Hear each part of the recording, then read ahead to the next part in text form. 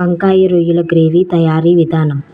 ముందుగా కడాయి పెట్టుకొని ఆయిల్ వేసుకొని ఉల్లిపాయ ముక్కలు, పచ్చిమిరపకాయ, టమాటా ముక్కలు వేసుకొని బాగా వేయించుకోవాలి. అవి బాగా వేగిన తర్వాత కారం, ఉప్పు కలిపిన రొయ్యల్ని వేసుకోవాలి. అందులో వాటర్ వచ్చేంత వరకు రొయ్యల్ని బాగా ఉడికించుకోవాలి. ఇప్పుడు అందులో వంకాయ ముక్కల్ని వేసుకోవాలి.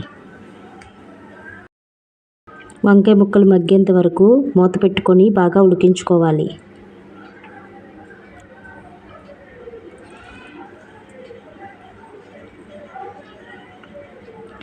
ఇప్పుడు కొంచెం వంకాయ ముక్కలు మగ్గిన తర్వాత అందులో కొంచెం వాటర్ పోసుకొని గ్రేవీ దగ్గర అయ్యేంత వరకు ఉడికించుకోవాలి.